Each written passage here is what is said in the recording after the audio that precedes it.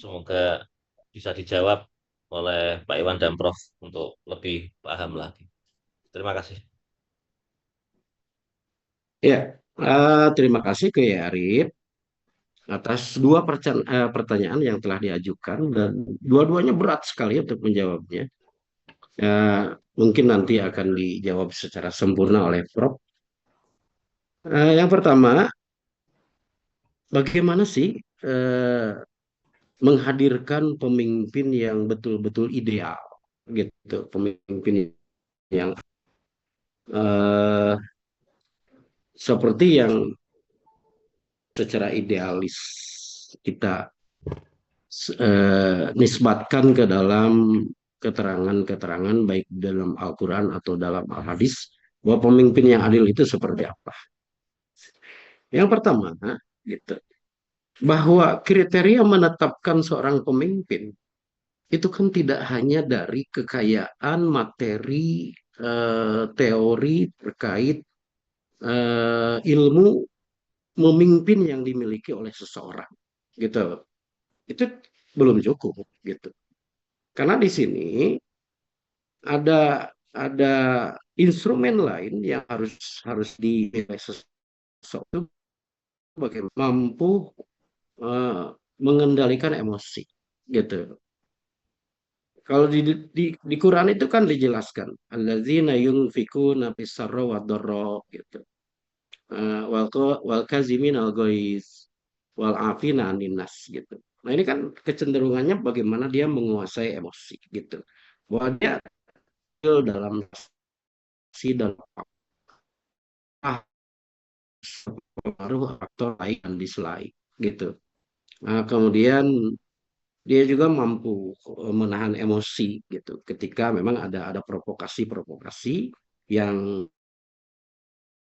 kenal. Kemudian dia juga selalu mampu memahami sebab-sebab dari kesalahan yang dilakukan oleh orang lain, gitu. Nah, jadi ini konsep penguasaan emosi, gitu. Nah, sehingga teori dan mental itu tidak bisa dilepaskan. Contoh begini, gitu.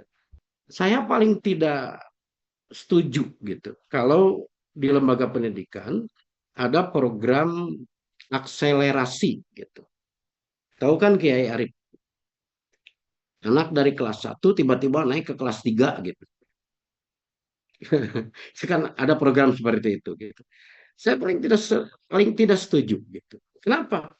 Karena meskipun secara kognitif, gitu, anak itu layak naik dari kelas 1 ke kelas 3, tapi kan secara mental belum tentu siap, gitu.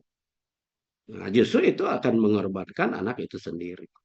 Nah, jadi pada saat kita menetapkan pemimpin kan kita nggak bisa, karena ini orangnya kiai, sepuh, gitu. Nah, sepertinya dia akan betul-betul memanfaatkan pengalamannya, gitu, untuk memimpin suatu organisasi atau lembaga, gitu. Tapi kan ternyata pada faktanya tidak ideal juga, gitu. Karena ya itu butuh kekuatan mental. Maaf, pernah jadi ke Persatuan Islam kecamatan, gitu. Nah, ternyata memang begitu. Ada sisa-sisa konflik, gitu, yang diwariskan oleh pemimpin sebelum saya, gitu. Di mana memang itu jadi resiko saya. Saya harus melakukan manajemen konflik, gitu. Dan ternyata, gitu. Eh, Kenapa sih eh, organisasi sebesar Persis umpamakan di level kecamatan yang saya pimpin begitu banyak permasalahan, gitu. Nah, ternyata simpel saja sih penyebabnya. Satu, saluran untuk menyampaikan aspirasi dari unsur struktur organisasi itu sangat sangat rendah, sangat minim, gitu. Jadi saluran untuk menyampaikan aspirasi yang dalam hal ini ya wadah untuk musyawarah, gitu. Itu yang pertama. Lalu yang kedua, ketika suara-suara ketidakadilan kurang didengar. gitu. Dan ini ternyata ketika saya implementasikan gitu, saya membuat agenda per 2 minggu gitu. Pimpinan cabang harus rapat evaluasi per 2 minggu gitu. Selama 4 tahun tidak pernah berhenti. 2 minggu kita rapat evaluasi. Semua bidang garapan saya berikan kesempatan untuk melaporkan program kerja selama 2 minggu gitu. Dan itu terus berjalan. Ternyata dalam 1 tahun perjalanan pimpinan cabang Persis Margasi itu sudah mulai terlihat perubahan gitu. Bahwa banyak program-program yang tadinya stagnan sekarang mulai berjalan gitu. Itu yang pertama. Lalu yang kedua gitu. Nah, ternyata ini pengalaman saya ketika memimpin organisasi. Eh, Berdasarkan hasil penelitian saya dibantu oleh orang-orang dekat saya gitu. Ternyata dari sekian banyak orang yang tergabung dalam struktur pimpinan cabang, itu mereka punya grup-grup WA tersendiri gitu. Ada yang 5 orang, ada yang 4 orang gitu.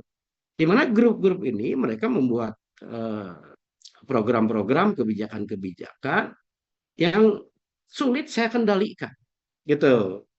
Nah, dan ternyata saya telusuri kenapa sih harus ada grup-grup di antara unsur struktur pimpinan cabang dan itu akan mengganggu perjalanan eh, manajemen yang harus saya jalankan. Saya pahami penyebabnya gitu. Jadi caranya tidak saya salahkan apa yang mereka lakukan, tapi saya pahami penyebabnya. Ya mungkin ini yang dimaksud wal afina aninnas gitu. Bahwa yang dimaksud selalu memaafkan kesalahan orang lain itu bukan serba permisif gitu. Tapi ada tuntutan bagaimana kita memahami sebab-sebab orang lain melakukan kesalahan gitu. Karena memang manusia satu sama lain saling mempengaruhi. Dan ternyata di antara penyebabnya adalah suara-suara ketidakadilan itu yang kurang didengar gitu. Nah, mungkin eh, pimpinan yang tadi Kiai Arif gambarkan gitu. Di satu sisi secara ideal memang eh, secara kognitif layak jadi pemimpin. Tapi mungkin ya secara afektif itu masih lemah gitu. Nah itu penyebabnya. Dan memang pada akhirnya toh akan kembali ke sunnatullah gitu. Bahwa memang tidak ada seorang pun yang benar-benar ideal gitu. Nah mungkin itu dulu untuk pertanyaan yang kedua. Aduh, berat sekali Pak Kiai. Saya serahkan kepada Profesor. Untuk sementara cukup dulu.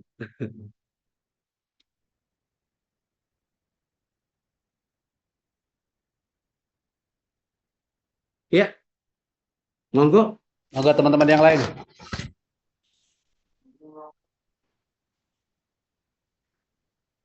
Pak Arif nih, Pak Kiai Arif kalau tanya ini jawabannya yang susah ini. Ya. Nguji, beliau itu nguji, selalu Oh, nguji.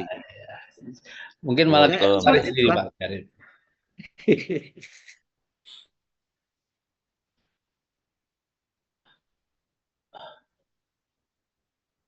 Monggo teman-teman, semakin siang semakin panas ya. Oke, apa? Saya sedikit mengomentari ya. Kalau kita berbicara terkait dengan kepemimpinan di dalam sebuah lembaga pendidikan itu. Jadi kalau kita bicara terkait dengan teori kepemimpinan itu kan ada teori sifat, ya, teori perilaku, kemudian ada teori situasional. Ya. Nah, kemudian yang terakhir itu yang saat ini apa namanya apa banyak digunakan itu dan dinyatakan efektif itu adalah teori kepemimpinan transformatif kan gitu. Itu yang dianggap yang sekarang ini dianggap paling efektif ya. Kalau dulu kan teori sifat itu kan mendasarkan sifat yang dimiliki oleh seseorang ya. Nah, kalau kiai itu memiliki sifat arif, bijaksana, nah, itu masuk kepada teori sifat. Kalau teori perilaku itu terkait dengan kepemimpinan otoriter, demokratis, ya. Kemudian situasional itu bagaimana seorang pemimpin itu ya memilih salah satu pendekatan teori perilaku itu atau menggabungkan dari beberapa teori kepemimpinan itu untuk mencari model kepemimpinan yang terbaik. Nah, sekarang ini yang digunakan itu adalah teori kepemimpinan transformatif kan gitu. Nah, seringkali ya dengan berkembangnya sebuah lembaga pendidikan itu, semakin besarnya lembaga pendidikan itu tidak diikuti dengan perubahan pola kepemimpinan seorang pemimpin. Ya. Nanti Pak Kiai Arief pun nanti ketika lembaganya itu semakin besar, ya Pak Kiai Arief ini juga tidak bisa kemudian mempertahankan pola-pola lama kepemimpinan. Ya. Ya, kita ini sebagai seorang pemimpin itu juga harus banyak belajar ya terkait dengan perkembangan yang ada, ya terkait dengan perkembangan masyarakat, ya terkait dengan anggota yang kita pimpin, ya kemudian kebutuhan lembaga itu kita harus banyak belajar kan gitu. Nah model-model kepemimpinan eh, transformatif itu kan model kepemimpinan yang dia mampu membangun visi yang kuat. Ya. Jadi seorang pemimpin transformasional itu adalah seorang pemimpin yang mampu membangun visi institusional kelembagaan yang kuat. Tentunya visi yang dibangun itu kan tidak didasarkan pada apa yang menjadi kehendak pemimpin, tapi itu yang kemudian menjadi yang sifat partisipatif, ya. partisipatif yang berasal dari yang diusulkan oleh semua stakeholder yang ada, sehingga menimbulkan rasa kepemilikan bersama kan itu. Nah, itu yang harus dimiliki oleh seorang pemimpin transformasi gitu. Kemudian seorang pemimpin itu ya harus memiliki kemampuan menginspirasi, memotivasi, ya. Nah, terkait dengan motivasi itu mungkin kita juga bisa menggunakan teori kebutuhan Maslow, ya. Nah, kan kita tahu ya teori hierarki, teori kebutuhan Maslow ya, yang terkait dengan kebutuhan fisiologis, kebutuhan rasa aman, sosial, ya, kemudian sampai kepada aktualisasi diri. Nah, setiap orang yang kita pimpin itu kan beragam, ya. Ada yang memang pada tahapan teori kebutuhan fisiologis, ada yang sampai tahapan kebutuhan sosial, ada rasa aktualisasi. Tentunya juga cara kita itu pendekatan kita dalam memimpin atau berkomunikasi itu juga berbeda, ya. Misalnya saya ketika misalnya dulu menjadi dekan, ya, saya ketemu dengan teman-teman cleaning service, saya tidak akan kemudian berbicara muluk-muluk. Ketika setiap datang, kasih aja mereka uang 50.000. Karena apa? Mereka masih pada tahapan kebutuhan fisiologis kan gitu. Yang dibutuhkan kan itu. Tetapi ketika saya ini berbicara dengan teman-teman yang lain yang sudah melampaui daripada ini tadi kebutuhan fisiologis rasa aman tadi, ya mungkin kita berbicara terkait dengan kebutuhan berprestasi tadi, bagaimana apa yang harus kita lakukan ya di dalam mengelola lembaga pendidikan. Jadi yang dibicarakan tuh hal-hal yang sifatnya itu tadi, yang sifatnya itu prestasi kan gitu. Ya karena orang itu sudah masuk pada tahapan level prestasi. Atau misalnya ketika saya berbicara dengan teman-teman yang sudah guru besar, saya akan berbicara terkait dengan aktualisasi diri kan gitu. Jadi cara memperlakukan orang yang kita pimpin itu juga berbeda-beda. Jadi inilah salah satu ciri khas daripada kepemimpinan transformasional, gitu. Kemudian juga kepemimpinan itu sekarang tidak bisa one man one show, gitu. Jadi kita tidak bisa kemudian tampil di depan, kemudian kita memutuskan segalanya ya. Jadi kita perlu namanya kepemimpinan yang sifatnya itu kolaboratif ya. Saya itu misalnya ketika rapat, walaupun saya itu memiliki ide yang menurut kita itu bagus ya, tapi saya berusaha bahwasanya ide itu harus harus seakan-akan berasal dari bawah. Jadi saya pancing ya di dalam memimpin rapat itu saya pancing orang itu untuk menyampaikan yang sebenarnya ide dari saya. Jadi ya, jadi biar terkesan bahwasanya itu adalah kolaboratif itu apa namanya ide itu berasal dari apa namanya berasal dari bawah, bukan sifatnya itu top down, tapi sifatnya bottom up. Jadi kepintaran kita ya, skill kita itu bagaimana kita memancing ya orang-orang itu ya agar dia itu menyampaikan ide itu sesuai dengan yang kita harapkan. Nah, ini kan teknik di dalam memimpin kan gitu. Dan kemudian kalau kita mengambil keputusan itu harus berbasis pada data. Jadi kalau sudah berbasis pada data itu pasti semua orang akan bisa menerima. Nah, jadi sebenarnya banyak ya apa namanya model-model kepemimpinan transformatif yang bisa dikembangkan dalam lembaga pendidikan dan itu tentunya disesuaikan dengan ya karakteristik daripada lembaga yang kita pimpin dan ada banyak ya ciri-ciri khas daripada model kepemimpinan transformatif tapi yang sesuai dengan kebutuhan lembaga itu yang mana kan gitu ya. Nah, saya kira apa namanya Mas Arief nanti bisa lah kemudian memilah-milih mana yang kemudian tadi yang terkait dengan apa rektor yang diturunkan pangkatnya dari guru besar menjadi lektor kepala itu kan saya juga miris itu tapi saya juga tidak bisa nerima itu jadi kejem kejem juga orang yang menurunkan itu karena di berbagai tempat itu sanksinya tidak seperti itu sanksinya paling diskor selama 2 tahun ya setelah itu kembali lagi tapi sampai kemudian dia diturunkan menjadi lektor kepala itu saya enggak karena saya juga ya jadi kan ini kan terkait dengan ini ya apa saya juga dulu kan apa namanya saya juga menjabat sebagai kepala pusat penelitian ya jadi itu kan terkait dengan penelitian kan gitu. Jadi memang kadang-kala ketika kita nih melakukan penelitian kolaboratif itu ya kadang kita sebagai peneliti utama itu karena kesibukan kita itu banyak dikerjakan oleh peneliti anggota.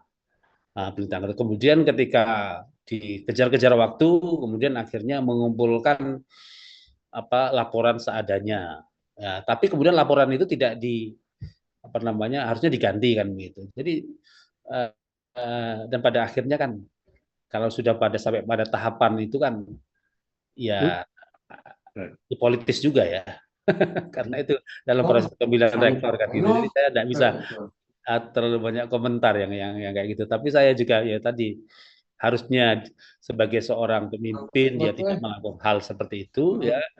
Tetapi juga kok kalau yang terkait dengan sanksinya kok ya berat juga karena ketika disanksi seperti itu kan semakin membenarkan peristiwa itu terjadi dan itu akan kemudian apa namanya ya mencoreng apa perguruan tinggi tersebut juga kan gitu ya mencoreng terus kemudian akan orang kalau sampai kemudian biasanya dipanggil prof dan tidak dipanggil prof itu gimana itu kan itu bisa menjatuhkan harkat dan martabat dan lain-lain menurut saya ya. Tega banget itu.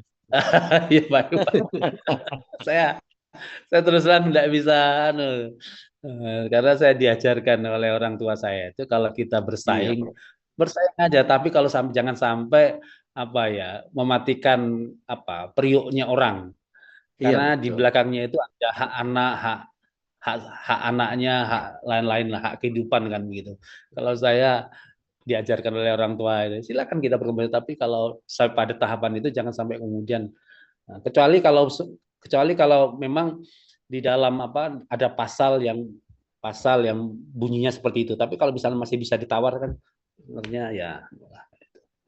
ya ya kondisi ya Pak Arief tahulah konstelasi politiknya itulah ya ya memang di kita ya masih seperti itu Pak Arief itu.